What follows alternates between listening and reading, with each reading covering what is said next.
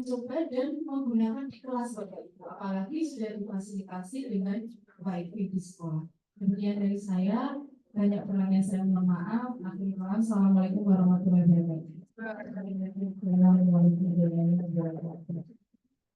Terima kasih kepada Ibu Fikri yang telah mempresentasikan media AI untuk pembelajaran, yang mana hal ini juga berhubungan dengan literasi yang bisa kita gunakan dalam pembelajaran kepada siswa-siswa kita. Saya buka termin tanya jawab ya Bu Vivi ya. Mungkin ada 1, 2. Oh gimana? Oh begitu. Sesi tanya jawab kita lanjut setelah ini ya Bapak Ibu, presentasi yang berikutnya Oke. Biar sekaligus. Oke, kalau begitu kita lanjutkan untuk presentasi yang ketiga yang akan disampaikan oleh Ibu Evi Sri Sujayanti, SPD MPD, yang berkaitan dengan inovasi pembelajaran kurikulum merdeka. Beliau Ibu Evi ini juga adalah wakil kurikulum di SMA Negeri 1 Sragen. Kepada Ibu Evi kami persilahkan. Ya, terima kasih Bu Ais. Assalamualaikum warahmatullahi wabarakatuh. Yang terhormat Ibu Sri Suwarni SPD, Kepala SMA Negeri Terjo. Yang terhormat pula Bapak Soekarno SPD MSI, Kepala SMA Negeri 1 Sragen. Dan yang saya hormati, yang saya banggakan Bapak Ibu guru SMA Negeri Terjo dan teman-teman tim Umbas dari SMA Negeri 1 Sragen. Bapak Ibu, di sini saya akan menyambung dari apa yang sudah disampaikan oleh Ibu Vivi tadi, implementasi dari digitalisasi sekolah, di mana kami di SMA 1 Sragen, seperti yang diindikasi Bapak Kepala Sekolah tadi, kami memang meminta Bapak Ibu guru itu mengirimkan satu video pembelajaran berdiferensiasi dan satu guru satu podcast.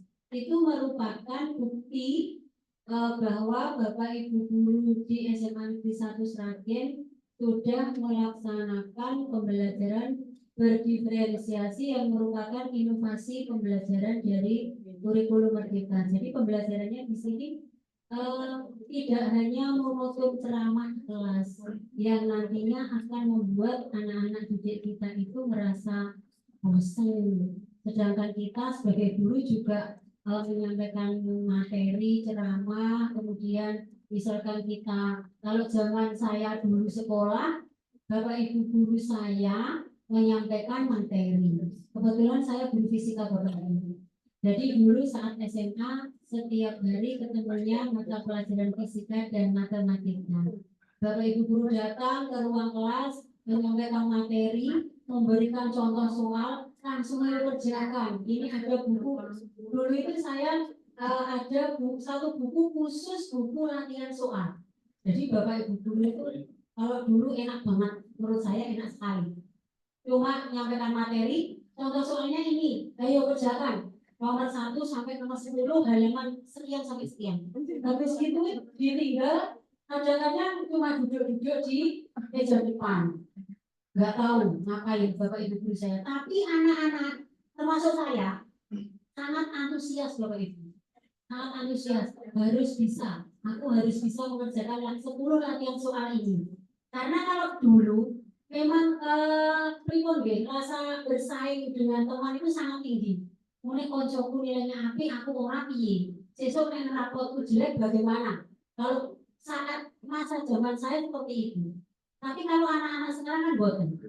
Seolah-olah kalau kita kurang memberi motivasi, koyo-koyo ini sekolah ini butuh gurune.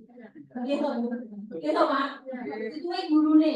Kalau kita tidak peduli, tidak memberikan motivasi dengan baik. Nah, caranya bagaimana? Di kami SMA 1 memang sudah menerapkan itu tadi. Kita sekolah pemuda angkatan 1 koyo-koyonya ini wajib melaksanakan pembelajaran di kelas itu yang berdiferensiasi. Nah, bisa belajar di taman, kemudian di sana kan ada gazebo-gazebo seperti yang disampaikan Bu Vivi tadi. Awal kita buat keyakinan kelas, kemudian selanjutnya setelah kita buat keyakinan kelas, kita mengelompokkan anak-anak seperti yang disampaikan Bapak Warsito tadi, gaya belajar. Tapi gaya belajarnya buatan buku-buku nih Pak. Gaya belajarnya kita kelompokkan berdasar gaya belajar visual, auditori seperti itu, kinestetik. Atau sebelum kita memulai pembelajaran, kita berikan pertanyaan awal dulu. Nah, kira-kira sih anak-anak yang sudah nyaut, nyambung, memberikan jawaban, itu kita anggap anak-anak yang kelas atas. Nah, pertanyaan ini perlu menjawab pisan, berarti kita kelompokkan menjadi kelompok sedang. Yang menengah belas orang nyambung, kelompok rendah. Jadi kita kelompokkan menjadi 3 kelompok lagi. Dan nanti perlakuan ke anak-anak tadi kan beda nih, kelas atas, kelas sedang, kelas bawah. Tapi kita laksanakan bareng-bareng. Seperti yang disampaikan Bapak Soekarno tadi, ada diferensiasi konten, proses, dan produk. Jadi memang rodo repot sitik sebelum sesuk aku pulang, aku kudu nyiapin ini. Oh, kontennya piye yo? Saya buat misalkan anak kan berdasarkan kelompok tadi. Oh, bocah iki senengnya gaya belajar ini isone ngoco ngikuti. Kemudian ada anak sing dia akan lebih cepat menangkap informasi jika dia melihat video. Setidaknya saya membuat video saya sendiri pakai Canva itu nyoteng diri saya sendiri begitu. Saya membuat video. Kemudian dari situ kita berikan bareng. Oh, kelompok ini kowe nganggo iki wae nyo. Kasih paparan atau materi, misalkan bacaan atau bagaimana. Kemudian sing kelompok ini tak kayak video.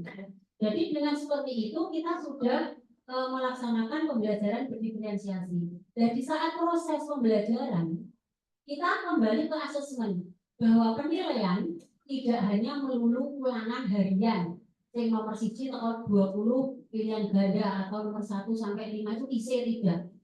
Nah, di proses pembelajaran itu kita sudah bisa menilai Bapak Ibu. Jadi nggak ada yang namanya anak ini belum ulangan sama sekali, belum memiliki nilai ulangan harian, ampun. Sekarang di era kurikulum merdeka, asesmennya itu tadi kita bisa melihat dari kegiatan sehari-hari. Saya contohkan karena saya guru fisika, oh anak ini dia sangat peduli. Keluar kelas, pulang sekolah, dia matikan lampu, dia matikan kipas angin. Itu sudah bukti bahwa dia sudah ikut atau peduli dengan energi, tidak membiarkan energi itu habis dengan sia-sia. Oh ya wis lah, itu sudah dapat nilai dari saya. Seperti itu. Jadi walaupun misalkan karena dia banyak di-spend, SMA 1 itu banyak sekali kegiatannya Bapak Ibu. Sampai-sampai yang kemarin anak kasih itu dari masuk pertama saya baru kenal sekali kok minggu pertama. Kemudian sampai 17-an itu toh minggu, habis 17-an minggu kemarin itu mau saya mbok iki kok pertemuan kedua kalau bocah ini orang dispend ternyata ada dispend lagi. Kami di SMA 1 full sekali kegiatan yang ada sekolah sehat kemarin. Kemudian ada anak-anak di tracking ya kemarin anak-anak dicek semuanya, cek ya screening kesehatan. Ada ditemukan kemarin itu anak kelas 12 kadar gula darahnya itu sampai 215 padahal kelas 12. Kemudian ada yang kelas 10 umurnya baru 16 tahun itu sudah 170. Nah dari situ karena kita memiliki branding sekolah sehat, ada PJ-nya, jadi ibu PJ itu yang sering-sering mengadakan, kalau kita itu seringnya kan Jumat dalam 1 bulan, itu ada Jumat sehat, kemudian ada Jumat bersih, ada Jumat kajian. Nah, saat Jumat sehat itu anak-anak kita membawa makanan sarapan sehat bersama, intran-intrannya begitu. Ya dari situ maka kita dari sekolah bisa mengecek tentang makanan apa yang dia bawa. Kemudian minuman juga Bapak Ibu, karena kita juga sekolah adiliyatan ya, anak-anak itu diharapkan membawa tumbler dan bawa bekal nasi dari rumah.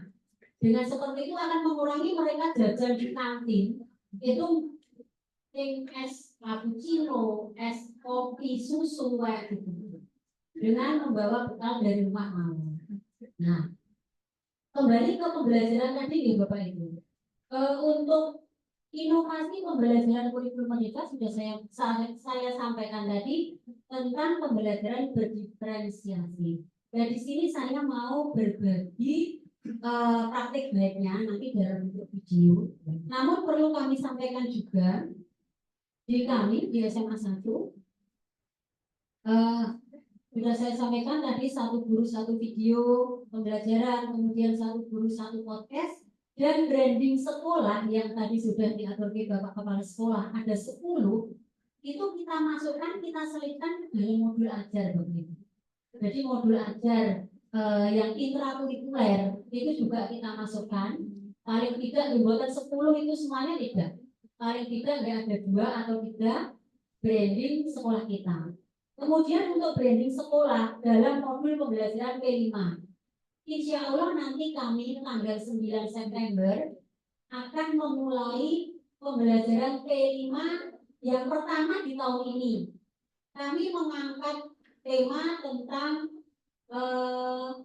bangunlah jiwa dan raganya. Nah, karena bangunlah jiwa dan raganya itu kita kaitkan dengan branding sekolah, yang akan kita masukkan di situ ada branding sekolah integritas yang anti korupsi, kemudian ada sekolah sehat karena membangun jiwa dan raga tadi biar sehat jiwa, sehat fisiknya. Kemudian kita masukkan lagi sekolah Adi Pangastuti, dan yang Adi Pangastuti ini kan bukan ini loh,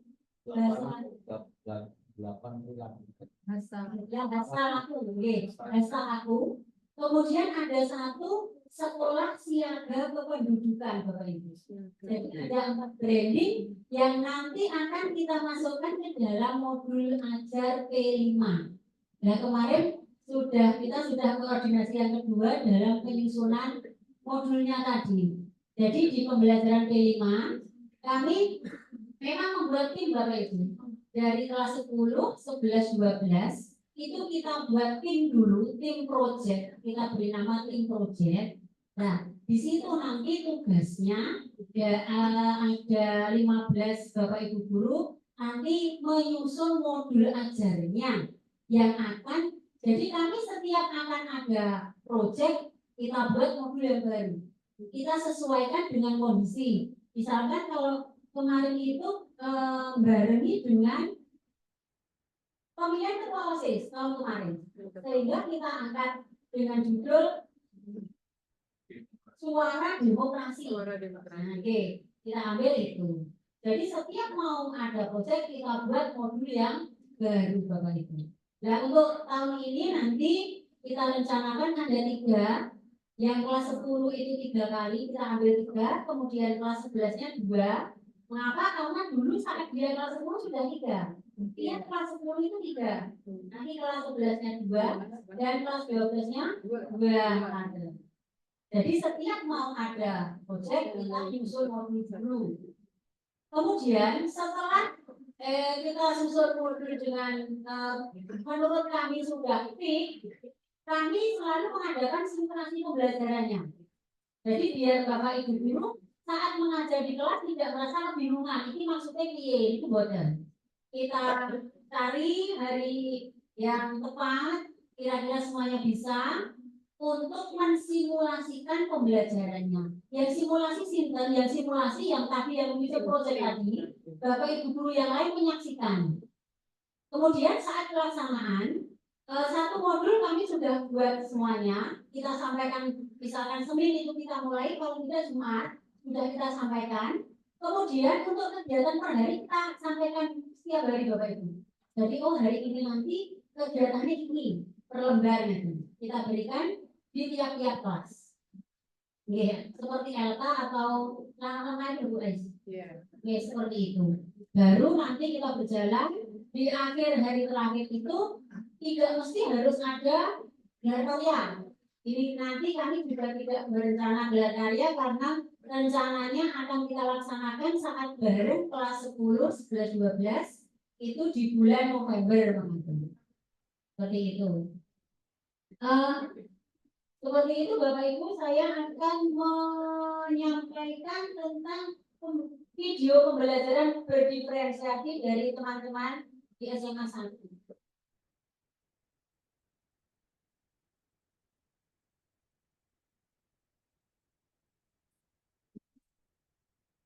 Kita tolong disambungkan Pak Mas. Langsung dibuka aja Mbak. Ekstra baik langsung dibuka.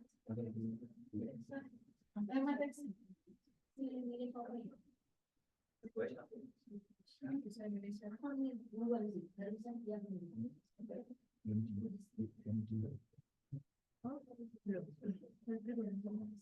Linknya karena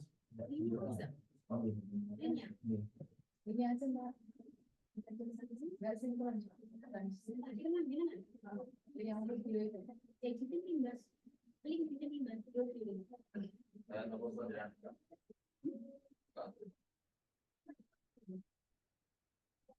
Oh iya. Masih lama cuman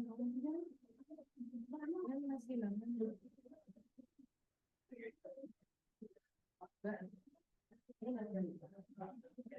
Tapi kan sudah lebih besar.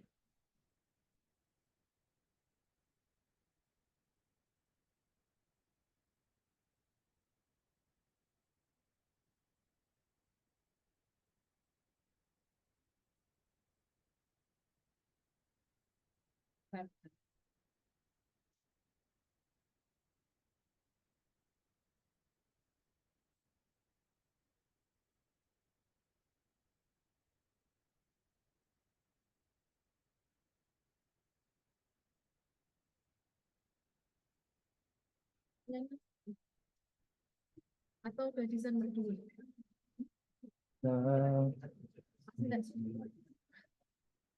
Bu Evi, saya ngecek Bu Evi.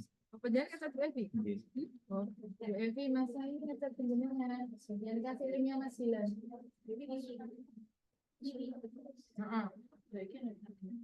Kasihnya linknya Mas Gilan tadi.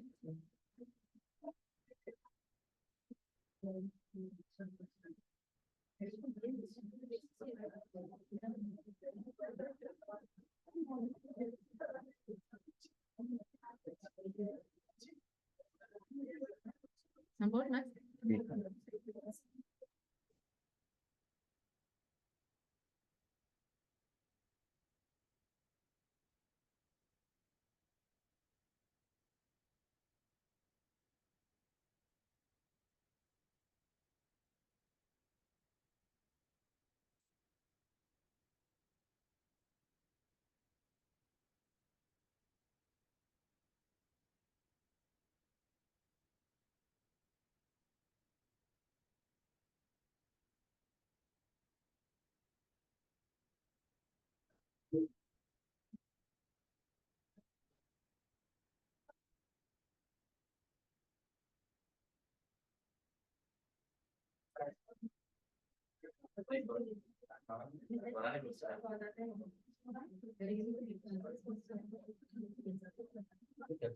Link atasnya itu NP itu NPP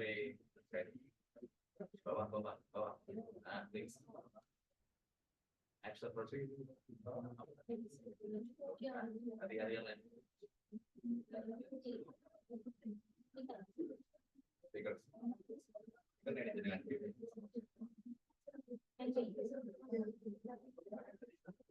Yo, NP ini.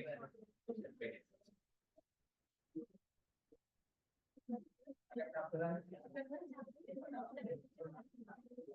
Tapi yang tak tahu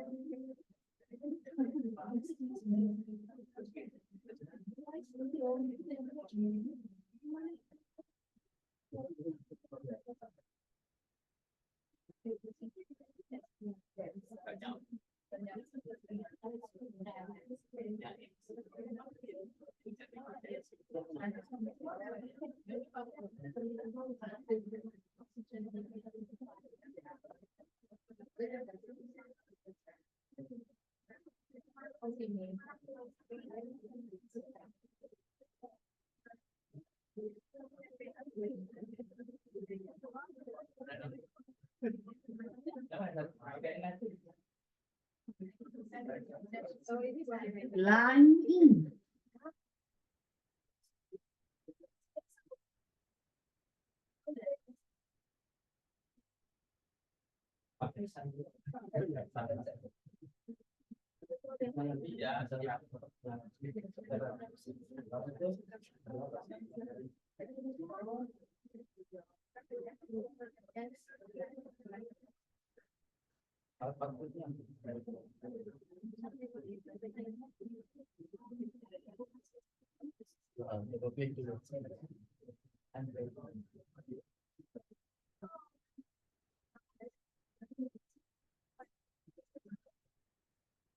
Bluetooth FM tuner. Line in.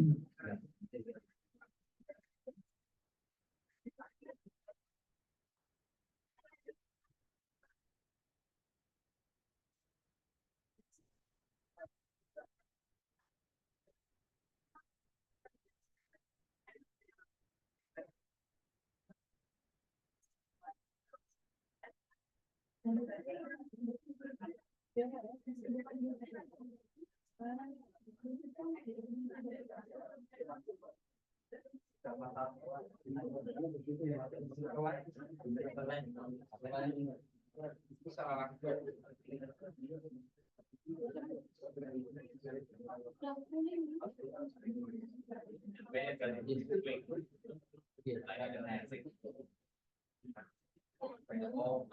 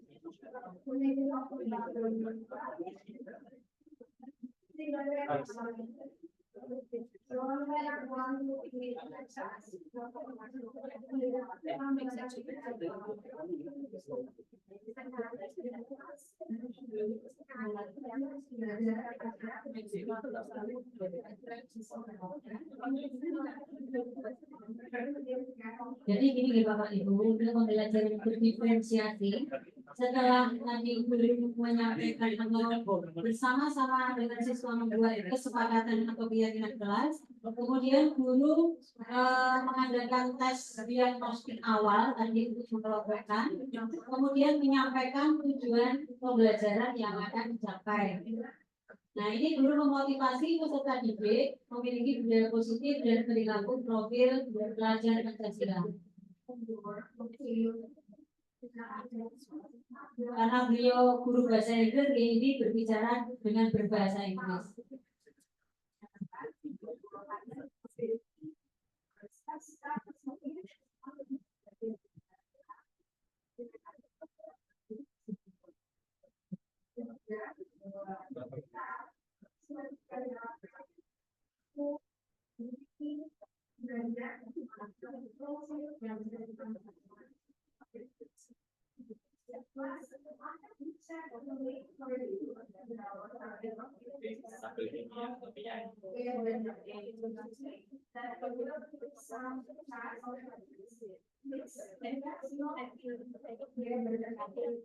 Guru membagi kelas menjadi 3 kelompok berdasarkan gaya belajar.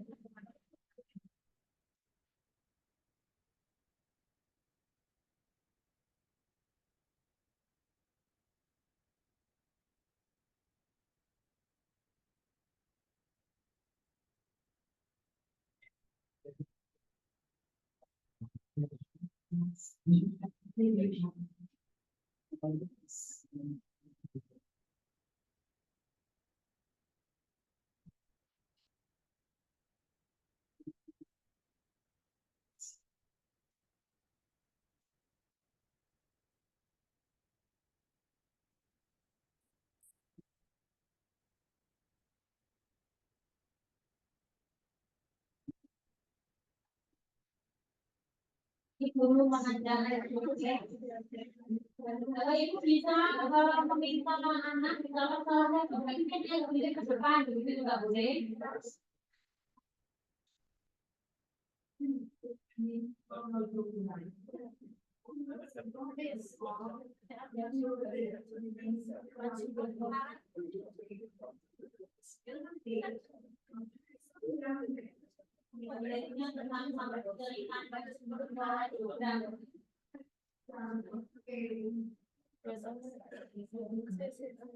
Peserta didik yang baru belajar visual. Peserta didik masuk ke dalam kelompoknya berdasarkan tes dan belajar hasil. Peserta didik dia belajar audio visual menggunakan podcast sebagai sumber belajar.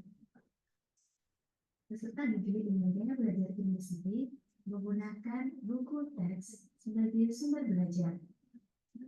Pada kegiatan diskusi dilibatkan peserta didik memiliki semangat melakukan ulang sekolah dan pemasukan.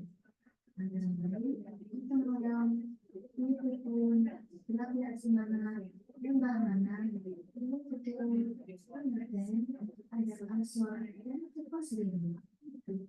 Selanjutnya, peserta didik mengerjakan akademik agar kerja peserta didik seperti juga dibandingkan berkelompok maupun bisa sedari peserta didik dapat pula mengakses atau video pada sekolah Kemudian mengerjakan judul. Ini termasuk diferensiasi proses itu. Peserta diminta mengekspresikan hasil akademik yang telah dikerjakan. Peserta diminta memeriksa hasil akademik selanjutnya, tiap kelompok melaksanakan penelitian atau studi benda atau tempat bersejarah yang menjadi alat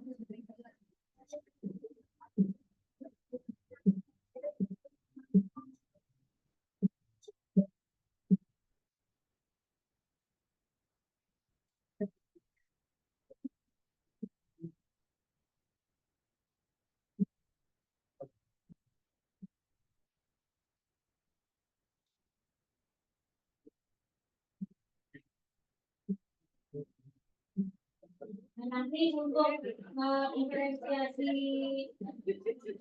proyek terakhirnya anak-anak diminta atau proses di sini editing video animasi apa dari mereka melakukan penelitian. Ya Bapak Ibu, salah satu contoh pembelajaran berdiferensiasi yang sudah dilakukan oleh Ibu Novita Eka Warnasari, guru bahasa Inggris kelas 11 dan 12. Untuk menyingkat waktu, kita sambung ke Ibu Bapak Gilang Surya Buana SPD.